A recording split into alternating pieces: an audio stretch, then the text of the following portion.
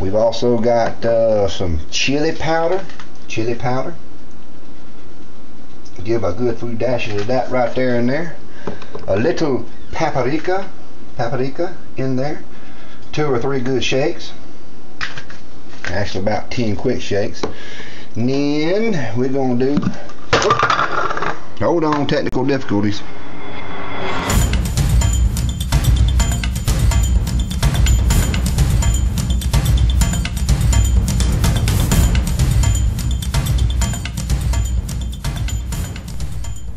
Welcome to the Hobo Stove Cooking Show.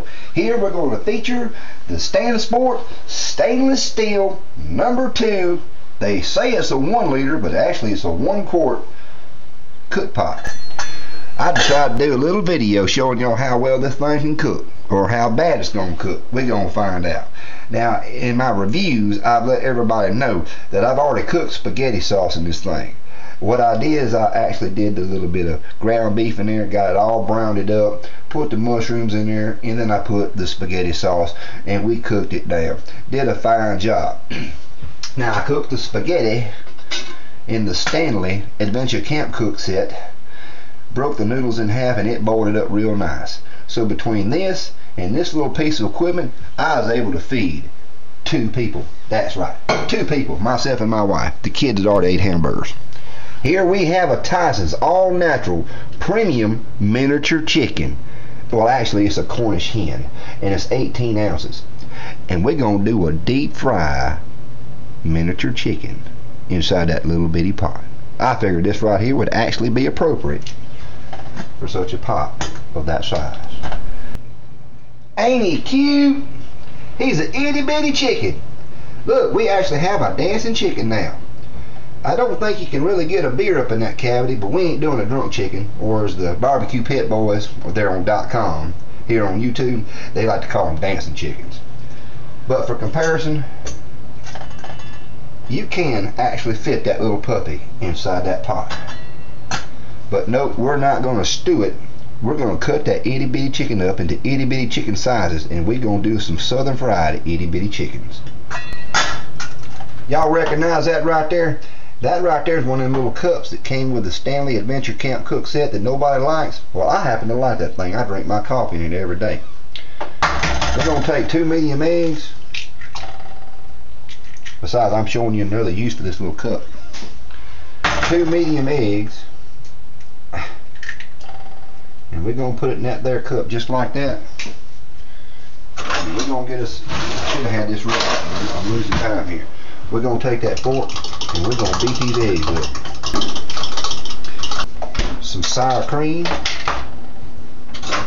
I'm going to take 1 scoop of sour cream, put that over in there, and I'm going to continue whipping it up. And what we're going to do is make us a real nice egg batter.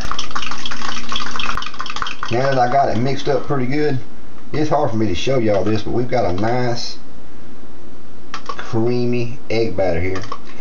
Now you can season this if you want to. I'm going to leave it just as is because my seasoning is going to go in the actual batter that's around it. Now I've already washed my chicken, and what I like to do first, being that I got such a small cook pot here, I'm not going to be able to fry all this at one time. So I'm going to do the thighs first, the backs, and all I'm going to do is dip that in there and give it a good stir. And then we're going to take out, once we batter all our chicken, we're going to put it in the batter itself. I mean, this right here is what is known as an egg wash, and I think anybody who cooks know that. So it's no big secret there. What I have here is a fairly clean bowl. It's kind of stained. I don't have very much flour, but we don't need much for the chicken here. This is a sunflower brand. It's self-rising. That's the end of that flour. Now what I like to do for kicks, a little extra texture, I like using Martha White buttermilk cornmeal, and I'm going to add about maybe 1/4 to 1/3 to the flour, and that's it. Don't take much. This is self-rise also. That just adds a little extra oomph to it. Now we get to add our seasonings. Now the seasoning, of course, is anything you like. We got garlic powder. Gonna give a good few dashes of that in there. We've also got some chili powder. Give a good few dashes of that right there in there. a little paprika in there. 2 or 3 good shakes. We're going to do some black ground pepper. Now I like my pepper, so we're going to add quite a bit to that. Yes sir. And before I mix this all together, oh yeah, don't want to forget some seasoning salt. We've got to season it. Now here, I don't eat a lot of salt, but I do want it to have some salty flavor. Now there's one other thing that I didn't add, and of course we got a little onion powder. We got to add some of that onion powder in there. Yeah. Now the only thing that's got salt is the seasoning salt. Everything else is unsalted. It's pure stuff. We're going to give that a good stir. Y'all know how to stir that, right? This is the way I stir mine. Woo. Oh, it makes me want to sneeze. It's so good. All we basically do is take our chicken. Okay. That thing's itty bitty. Let it drain a little bit. And just lay it over in there. So we got 2 pieces here. This thing here is so small you can put them all inside a Ziploc bag, give them a good shake, you know, do what you got to do to get that thing coated real good. And while I'm frying a few pieces at a time, I like to leave them in that coating so they don't actually, you know, they get a little soggy, but you keep that coating on there. Now some people like to double batter it. That's got plenty on there. They like to stick it back in the egg wash and then put another coat on there. It makes it really crispy. I'm not going to do that. I don't mind doing that, but on this little piece right here, I'm just not going to do that. What I got right here is my little Ikea Hobo Stove. There was a reason why I didn't want to cut any holes on it. I want to leave it as is. I've got my 2, basically, I don't know if y'all seen that, but that's how these right here were originally attached. This is for a rack. This is my improvised pot stand. Cut the ends off. Use them. I'm going to put this on what I call the 3rd setting. And then the holes are already in there. That's kind of neat. This is just an old tin top right here off a soup can. That's my catch pan. This is not a fancy feast. This is an armor potted meat. Let me re-emphasize that. I don't eat cat food. This is armor potted meat can. That goes in there like that. Then we're going to put my hybrid fuel in there. Hybrid fuel is super gas X treatment. I'm going to fill this up about halfway. Like that. Half of that. Now to cut the cost, that's like $2.50, $2.55. This right here is $1.69. This is 70% isopropyl alcohol. I'm gonna finish filling it up like that. Let the 2 mix up real good. I got my stainless steel sink strainer that I modified. I place that on top, and I'm used to doing that because I'm used to cooking with isopropyl alcohol.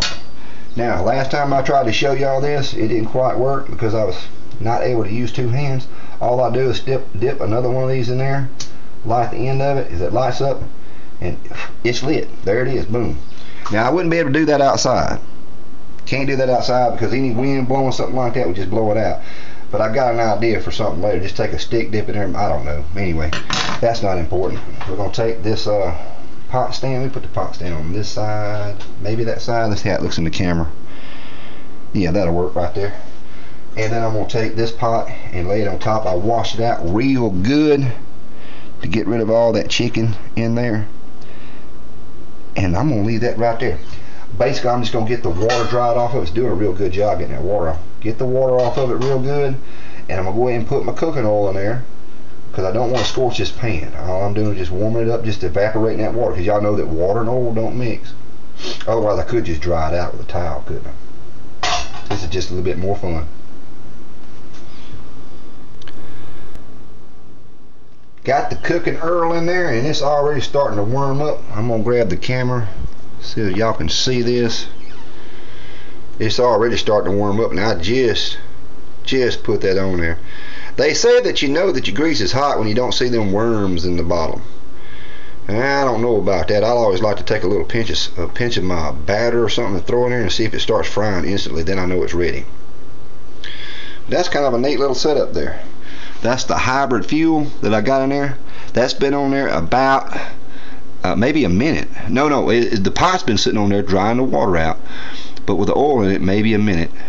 And I'm gonna try to show y'all this. I don't know if I can or not. I'm gonna try to do this without scorching myself. Do you see any smut on there? I call it smut. Everybody else says soot. It's been on there as a shadow. Man, that's tough to do. There is none on there. But anyway, we're gonna let this oil heat up here, and yes, I'm gonna have to refill that tub to do this cooking process. Unless you've got one of those little feeders, you know, with a line. I haven't got into that yet because this is just too much fun to take it off and add it to it. I like doing that. It gets you involved in your cooking. So as soon as this right here heats up, we're gonna come back and add our miniature chicken to it. Y'all, I seriously thought I was recording. I don't know if you can hear that. Listen. She's ready. She's ready. This right here is the back. It goes in first. You got to ease that chicken in there.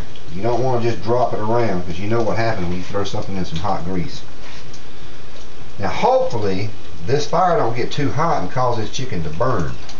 That's the thing about cooking on something that's not easy to regulate. And I almost got too much oil in that thing. It's getting close to the top there, ain't it? But once that oil cools down, it's not going to be so bad.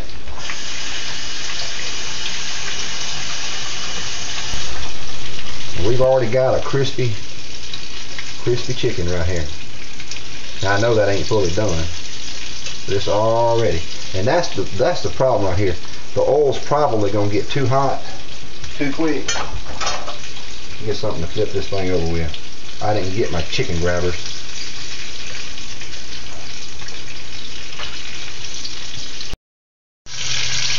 That's one thing I want to mention there also. Cooking on something for the first time, see how that flame just goes up there toward that pot? It's still licking over the edges even at this height right here. I'm going to drop that burner all the way down to the bottom of the Ikea as soon as this right here runs out or the chicken gets done.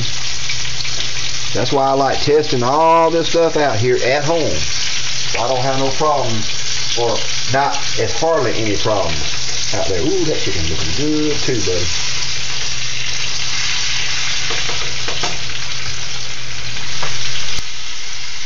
We're definitely getting ready to take these pieces right here out now. Ooh, yeah. I'm leaving it on there so y'all can see it coming out. I usually just set the pot to the side. There's a drumstick. Look how pretty that is. There's the other drumstick. Miniature chicken. And there it is, ladies and gentlemen. Miniature fried chicken, cooked in the Stansport. That is the stainless steel. Advertised as a 1 liter cook pot, is actually 1 quart. Now I done already ate the back. I even got into the breast there, and man, that breast was like eating a piece of filleted fish. No wonder that little Cornish hen was like $4.99 or $4.59. It's on sale at the store here for Thanksgiving for $2.99, so I bought 3 of them. What you see right there is 1. I'm gonna eat good tonight. Y'all take care. Amateur artist Mark D. Chandler here, wishing you and yours a very happy holiday. Happy holiday? Ooh, I hate saying it. Merry Thanksgiving. Hey everybody, if you want to see how to cut this chicken up, then go check out the link below. It's how to cut up a chicken the old-fashioned way. I cut it out the video to save some time. Now where are you at, Chicky? Come here, Chicky. Come here. I got you.